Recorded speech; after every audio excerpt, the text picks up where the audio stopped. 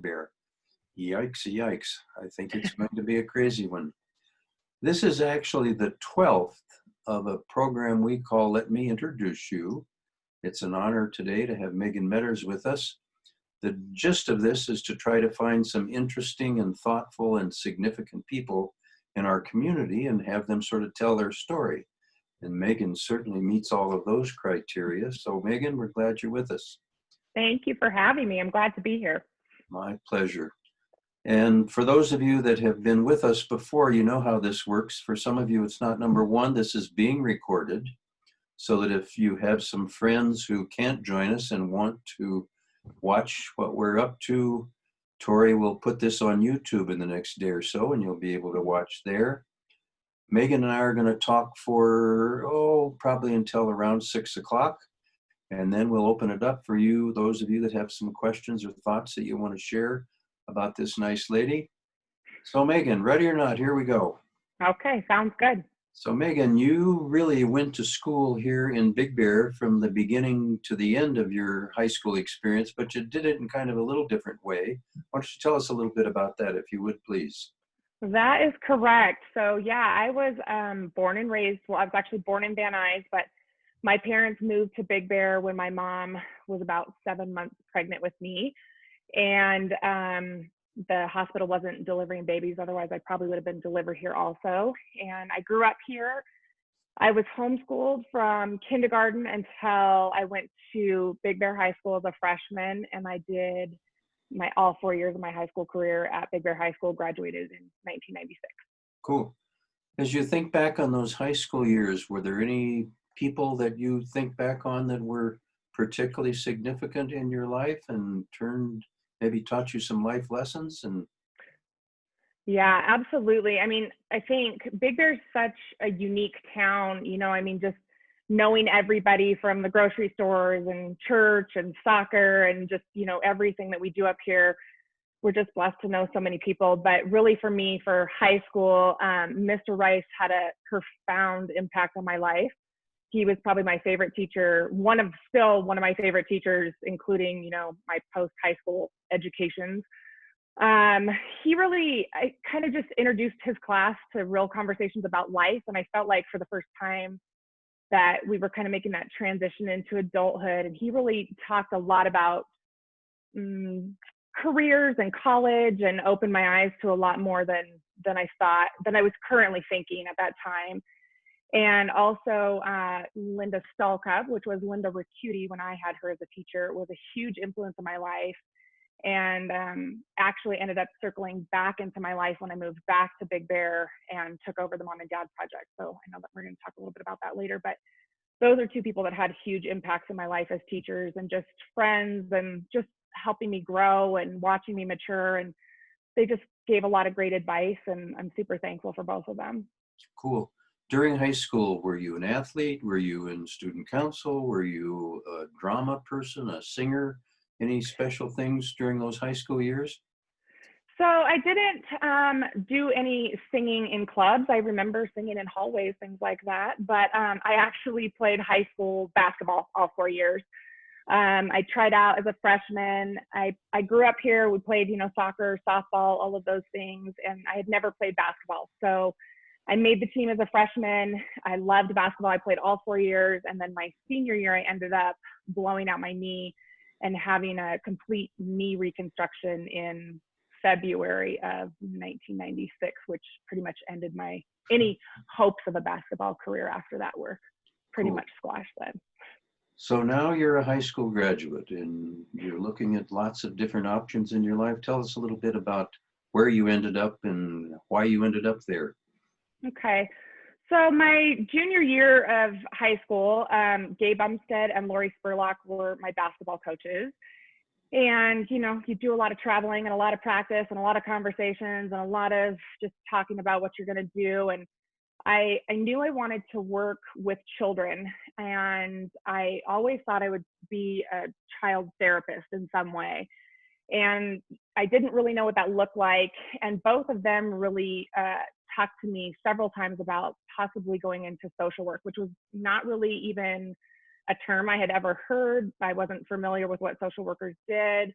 But gay bumps had really had kind of piqued my interest in that. And so I began to look a little bit more into that and decided that was probably the career I was going to go for. I remember her saying, you know, do you want to go to school for 8 years or do you want to go to school for 4 and then work? And, you know, as a 17, 18-year-old, I wanted to go to school for 4, which I ended up going for 8 anyway. But at the time, I went for 4.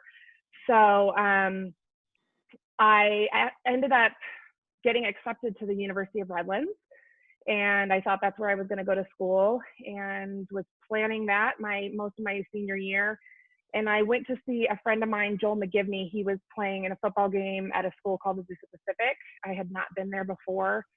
So some friends of ours drove out there to see him play in this football game.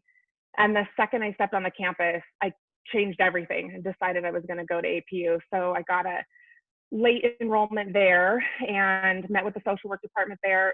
Loved it.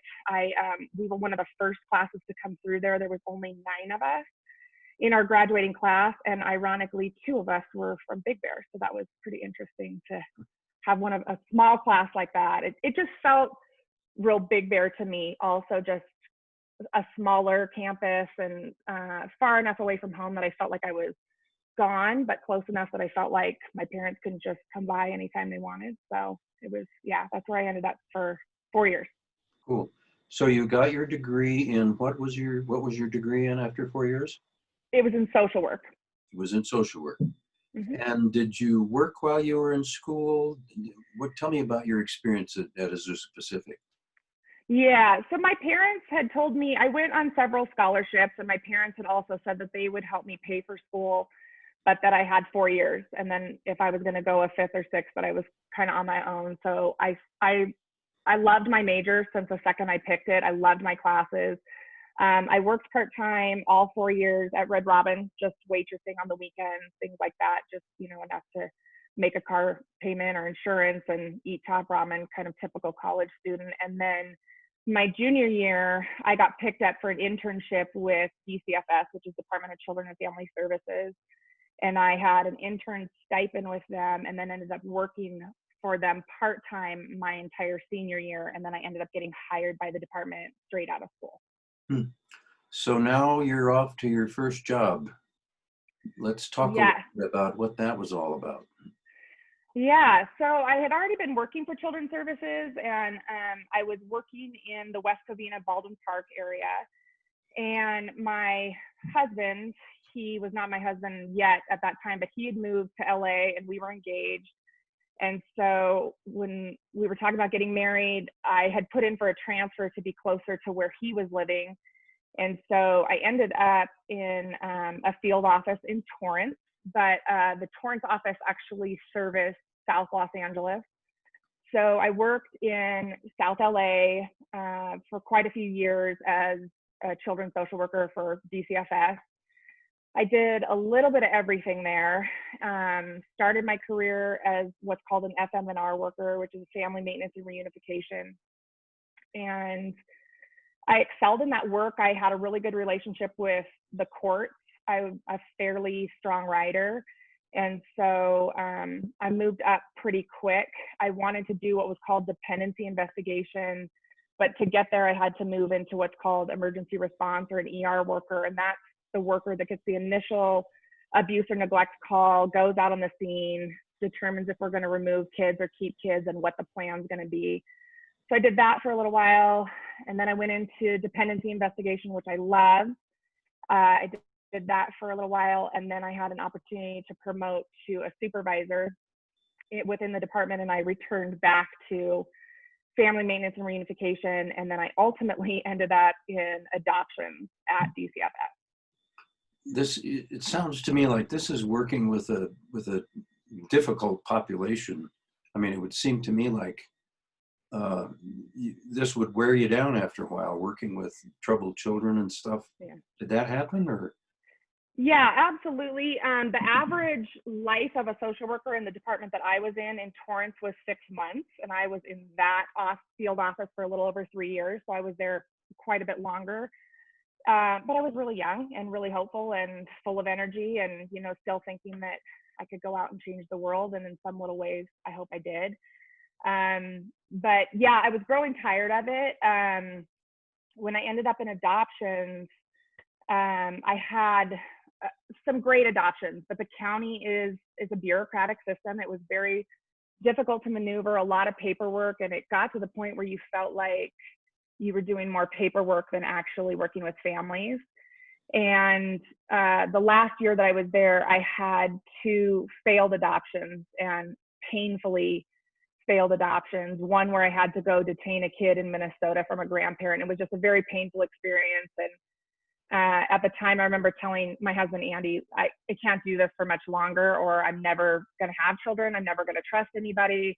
You really saw some of the worst situations in life, you know, the worst of the worst of families and friends and, you know, clergy, and just all kinds of ugly. And there was definitely some bright spots, but overall the system in LA County was a very difficult system to work for. It sounds like it. So when we talked earlier, you said you were committed, you were not coming back to Big Bear. Kind of tell us how that happened. Yeah, I think I would be willing to bet, Phil, that of the majority of people, high school seniors that are living here, the majority of them say, I'm never coming back. I hear my own kids starting to say that right now. But yeah, I graduated from high school and I went to APU. I lived in LA and I had zero desire to live back in Big Bear. And not for any reason. I love Big Bear. I loved it growing up here. I thought it was a great place to live. I love all the activities here. But, you know, I was young, and LA is fun, and it has this nightlife and restaurants, you know, and big movie theaters, that, you know, things that I wanted to do. So my husband and I were kind of weekend warriors. My parents still lived here. And so we were driving up here to snowboard on the weekends, driving up here in the summer to be on the lake and hike and do all the things we love to do. And my husband at the time was making a fairly big career choice. He was contemplating going to work for an agency that we had some friends that worked there, and we just kind of knew that we were going to enter the rat race we knew we would never see each other with the way our careers were going, and just the demands that LA was going to have on us for the careers that we had kind of chosen down there. So my husband is a big motorcycle guy. He was coming up here. My dad had bought a motorcycle. My husband was in the kind of market for a motorcycle. And he spent some weekends up here in the offices of Kevin and Mona Alsop, which they ultimately owned Big Bear Choppers. My dad had introduced Andy, my husband, to them. And so they kind of asked him if he would be willing to do some freelance work for them, because they were a pretty small company. At the time that we met them, there was 3 employees, including them. And so Andy was their 4th employee, and they hired him freelance. So he would drive up here and live with my parents Monday through Thursday, work for them. And I stayed in LA because I was not ready to come. But meanwhile, my career, that failed adoption happened in those couple months, and some other things that I just wasn't feeling great about, and just thinking I needed to make a change. And so Big Bear Choppers ultimately had told Andy, you either have to come full time or we have to hire somebody full time, because as you guys are aware, they grew pretty rapidly. So we decided we would come for a year. I remember making a kind of a pros and cons list of why we would come here. And we decided we'd come and try it for a year. We sold our house in Torrance and moved up here and bought a house. We lived with my parents for a couple months. The housing market was pretty interesting right around there in 2003. So I remember there was 4 houses on the market that were in our price range, which was a challenge. And so we came, and I went to work for Tina Thompson. I decided I was going to get out of social services. I wanted nothing to do with it. And I went into escrow. So how long did you work with Tina and sort of take this career change? I worked with Tina. She hired me in 2003 when I moved here. I believe she hired me in September. Well, it would have been earlier than that. Anyway, I worked until my son was born in January of 2005. So just a couple years. And then I wanted to be, you know, a stay-at-home mom, wanted to be with him. And so I did that for a couple years. and didn't really think about going back to work. That was one of the things I really loved about Big Bear, is that, the cost of living was significantly different than LA. So that was a great thing. And we started to really plug into Big Bear again and try to figure out how to be an adult in Big Bear. It's really interesting when you grew up here to come back, and you were my principal. So when I first went to work at the hospital, Ron Peavy was on the board. He's somebody I remember growing up with, and he still always says, "Please call me Ron." And I'm like, "No, you're gonna be Mr. Peavy forever in my life." So so I was a stay-at-home mom with my son for about 4 years, and in that time we actually had a little girl also. And So now the yeah, Moms and Dads Projects creeps into your life. that is exactly what happened. So around 2000, we had a daughter in 2008. And during that year, the economy was hit pretty hard, and there were some things going on, and the motorcycle industry, or, especially for bikes like Big Bear Choppers was producing, wasn't going so fantastic. So we kind of were sensing there was a little bit of trouble with Big Bear Choppers. We lost our insurance halfway through that year. And so Andy and I had thought, well, I'd be willing to go back to work to just pay for our insurance. And that was the plan. So a good friend of mine at the time, her name was Arlene Four. She worked there. She was actually married to Don Four. They were pastors of Community Church by the Lake, and I was involved in helping support their food pantry there. And so we knew each other, and she kind of knew I was looking for something small. And she said, "Hey, we're looking to hire somebody for maybe 6 to 9 hours a week." And I thought that would be perfect. Then I could still raise my little kids, and Luke was at Co-op in the Pines with Charlene Stalkup at the time. And, I still wanted to do all of those things. And so it seemed like a good fit, and I thought I would try it. So I did. So you started fairly small, but that didn't last very long, if I recall. That is correct. So I was hired in May.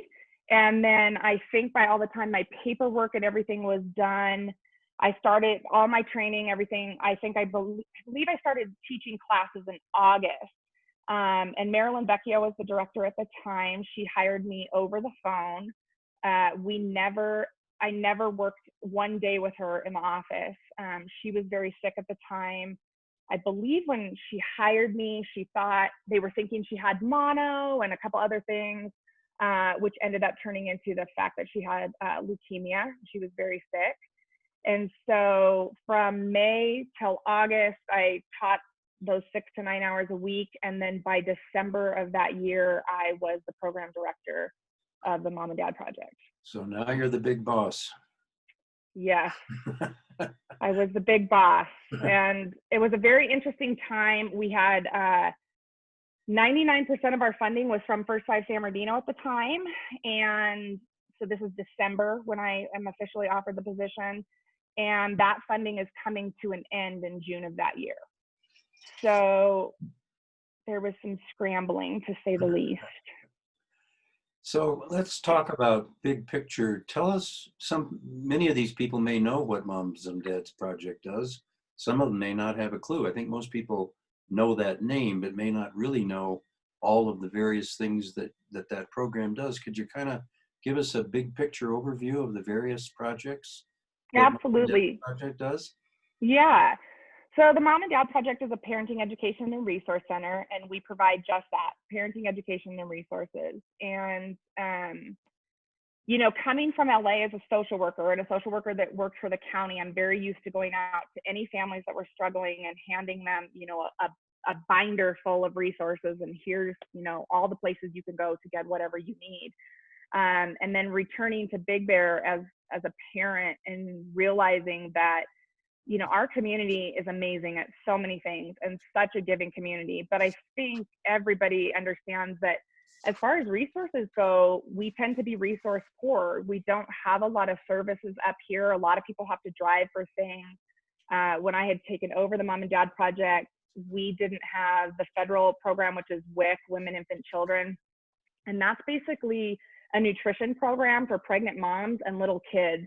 It's one of the least fraudulent programs that the federal government runs around entitlement programs, and that wasn't something that was happening in Big Bear. And so a group of us, Tanya Perry and a couple other people, we went down and petitioned the county. We ended up getting WIC, which is in the Mom and Dad Project offices. We're a program of the hospital, so we're a real interesting program because we run as a 501c3 and or a nonprofit, and we run under the umbrella of the Bear Valley Community Healthcare District Foundation for anything that relates to the nonprofit side.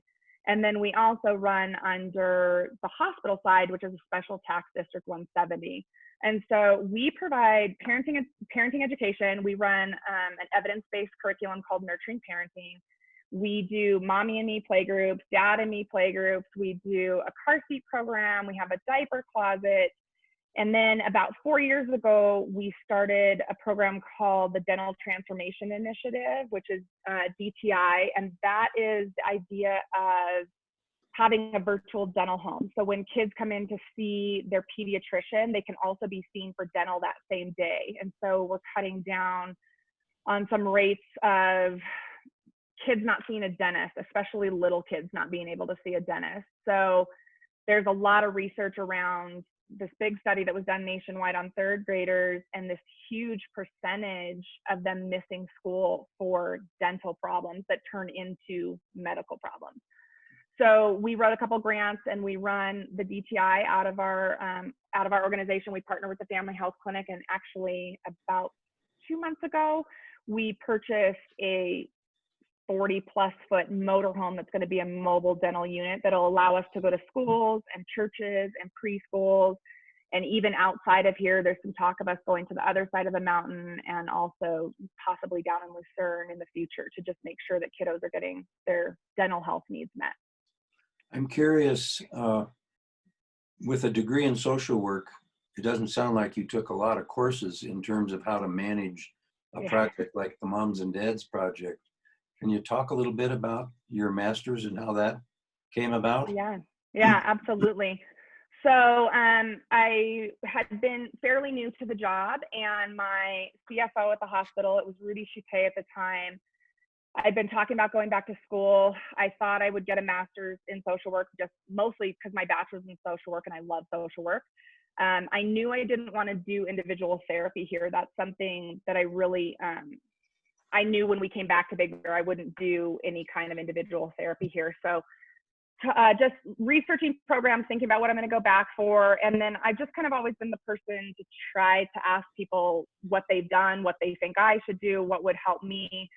I knew at the time, you know, we had 2 little kids. We really want to raise them here. I'd like to stay here. I'd like to build a career. And so our CFO, who used to love to scare me during our budget meetings, we had a meeting and he said, you know, what are you thinking about master's wise? And I said, well, you know, I think probably a master's in social work or maybe a master's in public health could help me here. And he said, Megan, you're a really good social worker and you're really good at programs. And he said that you 100% lead from your heart, and there's not always a lot from your head to back that up. And he said, if I could propose, I think you should go back to school and get a master's in business. And I took macroeconomics and a couple other business classes that were prereqs for social work, and I remember sleeping through most of them. So the thought of business, because I always have been, I'm a social worker, so here's the story of how the family's life was changed, and it doesn't matter how much it costs, we should just do it because it's the right thing. I really was realizing that I needed to kind of back up with some business behind it. And so I ended up going back to school to APU, and I have a business degree in administration and management. I did go ahead and skip the full MBA because I have zero desire for any kind of accounting class ever, although I work on budgets more than I would like to admit. So that's kind of how my master's came about. And I graduated. I went back to APU. I was a distance learner, 2 little kids, running the Mom and Dad Project, writing grants, and I went to school mostly online. APU had a great program for that at the time, and I graduated in 2013 with a master's in administration and management. Did that degree help you do what you're doing now? Yes. I have a concentration in leadership, and I'm always telling people, if I could go to school full time, if somebody would pay for me, I would go to school full time. I love learning. But, my master's program, especially around management, I'm a social worker. There is very much of the heart there. And so my master's really put a lot of framework and a lot of structure into the work I do.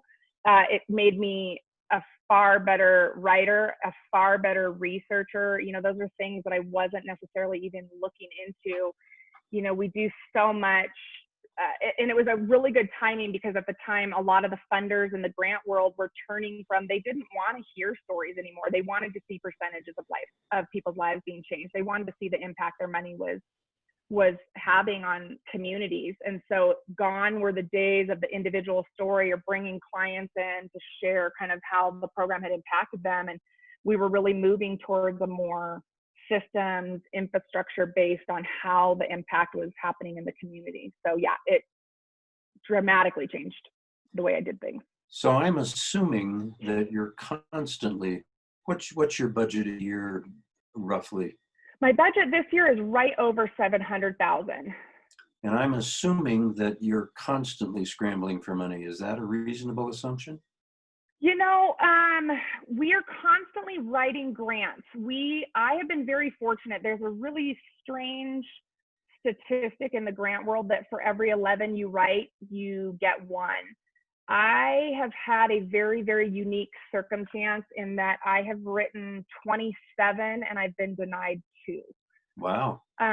Good for so you. yeah, I have a really good track record. I keep kind of waiting for the other shoe to drop. I'm not really sure where that comes from, but we've been very successful in our grant writing at the moment.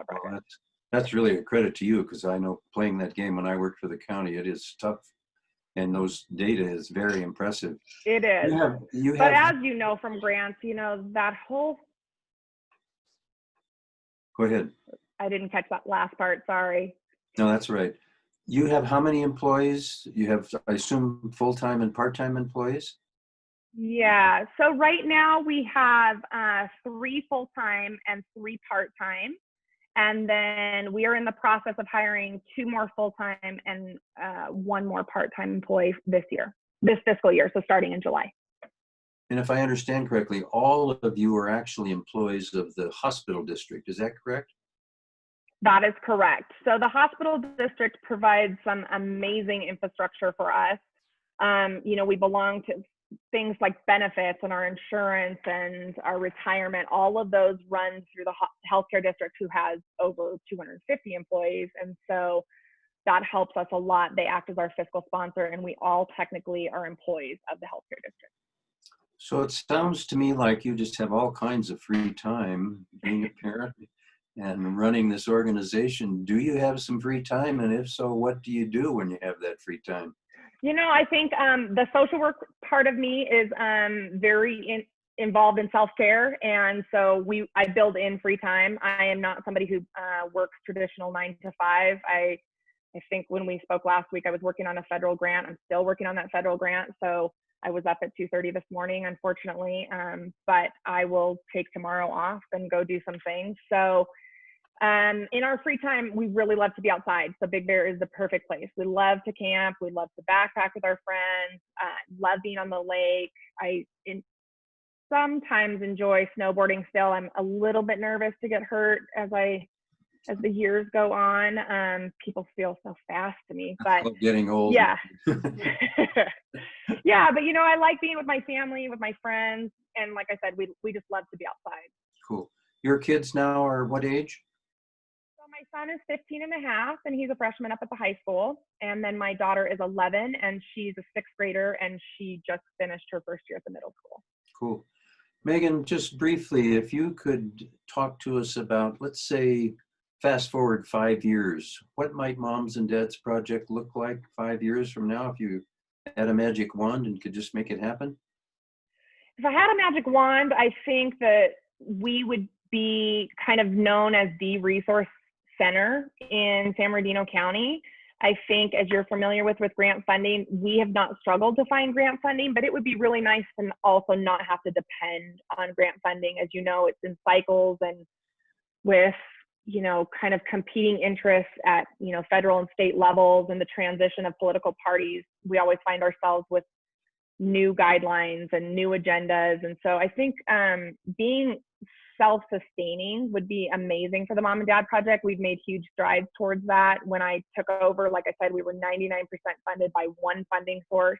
We still have that same funding source, and we're about 64% funded by them now. So we've really diversified funding. So we've made some huge strides, but I think just being kind of known as that organization would open up a lot of those doors around funding, and we wouldn't be so reliant on your traditional grant funding. We talked a little bit about a population that you're working to try to bring into some of your projects. Could you briefly talk about that a little bit, and then we'll let people ask some questions if they'd like. Absolutely. So since I've been at the Mom and Dad Project, we've really struggled with engaging our Spanish-speaking population up here in Big Bear. And we've tried every which way to engage. I've worked with Helen Adams at Doves, and I know she's done such a great job with stuff she's done at Doves. And so we kind of followed in her footsteps. And last year, we ended up hiring a Latino outreach specialist. And she actually was a participant in our program. She came through our program with our childbirth classes with both of her children. And so we've really been trying to reach out to the Spanish-speaking community and just trying to give them some supportive services. So she's been with us. She just celebrated a year. And so far, her program has been very successful. And one of those full-time positions that I talked about that we're hiring for right now is a male Latino outreach specialist who will kind of come behind Jeff Tunnel and do the Dad Project portion of our program in English and Spanish. He will, whoever this individual is, if any of you know anybody, we're always looking.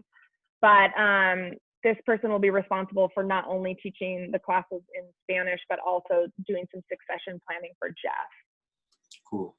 Well, Megan, I think you should be very, very proud of the services you're providing for this community. I shudder to think if for whatever reason this were to go away, what a gap it would leave in this community. So you should be very proud of the leadership you've provided.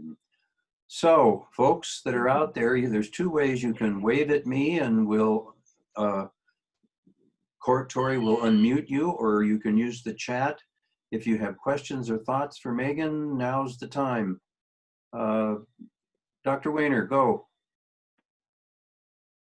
Well, you've done a fabulous job, but in the educational world, we always look 2 years down the road as when we would really get hit with no funding. Is that same thing true as you look down the road for your program?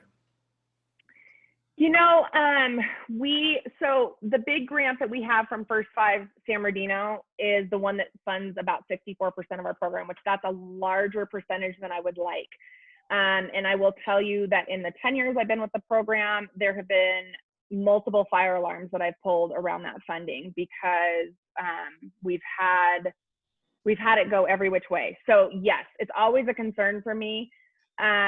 For myself personally, I'm always trying to contact the next person to find out what the next funding is going to be. So one of the areas we really have not been strong in is in our federal grants. And so we've been working with a collaborative. We're submitting a grant. It's due the 1st of July. And there's 8 organizations that we're submitting as a collaborative. And I think that's one of the things we're really looking to do, just forecasting what's coming or what could come. We really think that partnering with other organizations and stretching dollars is going to be necessary, maybe not right this moment, but it will be. And so we're kind of just always looking at ways that we can sidestep that without going into, you hear organizations talk about mission creep, and we really we're good at parenting, education, and resources, and that's what we want to provide.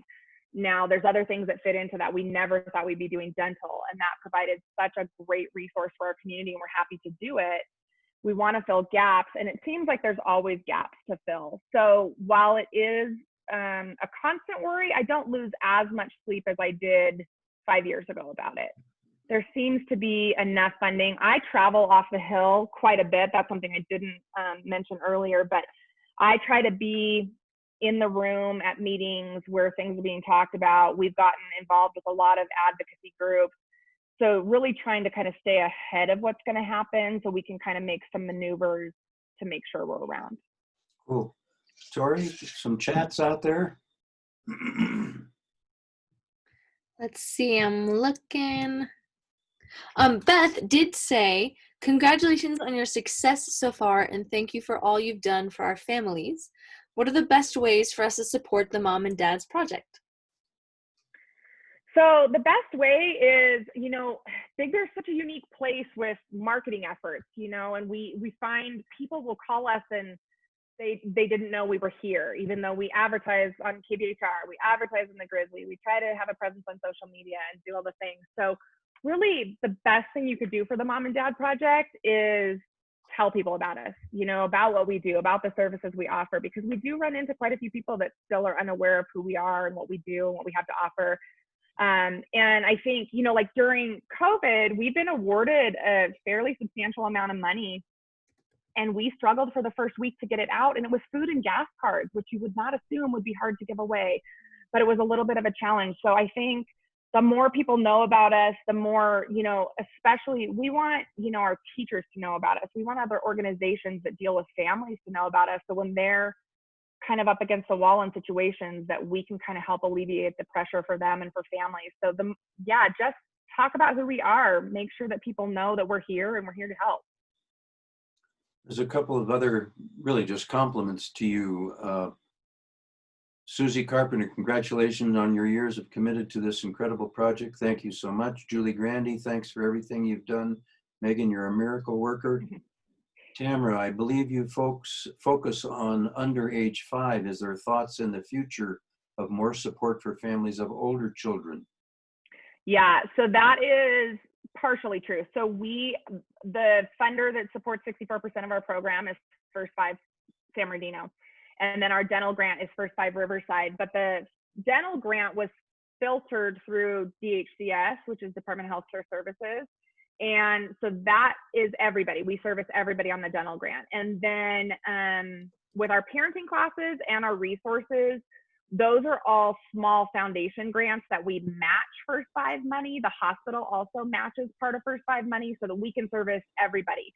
Now, it doesn't always work because obviously, parenting issues with a 2-year-old versus parenting issues with a 14-year-old are very different. We have not run as many classes around older kids, mostly because we've found that we haven't had the need for it. We have advertised for it and we haven't been as successful. However, this grant that we are turning in on July 1st, which is the federal grant, that one will be specifically for dads of children age 6 to 24. So we are starting to step out of the 0 to 5 range. We really got kind of pigeonholed, if you will, that we only service First 5 the first 5 years because we have that First 5 grant. But we've worked really hard to get a couple of other funders, San Manuel, Arrowhead United Way, the Community Foundation, all of those guys support our efforts for older kids. So we really are in the business of never saying no. If a parent is struggling, we try to help. So, but yes, it's definitely on our radar to expand further into those age groups. Any of you there that want to ask Beth a question that don't want to chat, or are you okay? Beth posted a question. Yeah. Good. First, before Beth's question, Julie Grandy said, Big Bear is so special and it's people like Megan that help make our community such a great one. So thank you again, Megan. Beth asked, no doubt the pandemic has been especially hard on young families. Is there anything particular you have done or others could do to help them? So yeah, what we've done is Jeff Tunnell, who works for me, we both wrote grants. There were some emergency response grants that came up really early and we weren't really sure what our families were going to face. So we just went ahead and wrote for them. So we received, I believe it's right around $20,000 where we're able to provide basic needs services, and that can be anything. So like I said, we did the food and gas cards. We actually just ended that program today because the money had to be spent by June. We partnered with Walgreens and purchased, I believe, $1,200, somewhere in that range of diapers. We find that we get asked a lot for diapers. If you're on any kind of assistance program for food and things like that, it doesn't cover diapers. So that's been kind of something oddly near and dear to my heart. I can't handle the fact of a baby sitting in a gross diaper. Like that just shouldn't happen. So we run a diaper closet, and also we knew that families were having a really hard time obtaining wipes, which, you know, because toilet paper is all gone, then everybody moved to wipes, and you have all these babies that have no wipes. So we were able to purchase quite a few of those from Walgreens and their supplier, and then also from the hospital supplier. As far as any help we need, I would encourage you to continue to donate to the local food banks, because we don't run any food assistance. We do formula, and we have WIC in our office, so we can take care of kids. We don't offer anything for parents, and so we refer to the same food banks that everybody else refers to. So I think that's still going to be a big one on our list, you know, in the next couple months, especially with unemployment still on the rise. And I assume if any of these nice people have $1 million laying around they don't know what to do with, you would be happy to accept it. I would be happy to accept it. Yes, we will definitely put it to good use. Megan, you really do make a difference in this community. You should be very proud of coming back and leading such a significant organization in this community. So you should be very proud. Thank you. Thank you for the contributions you make. Thank you for all of you being here today. It's been fun. Megan, you're a special lady. Thank you. Thank you for having me, and thanks for all the friendly faces. It was great. Thank you. Cool. Good night, all.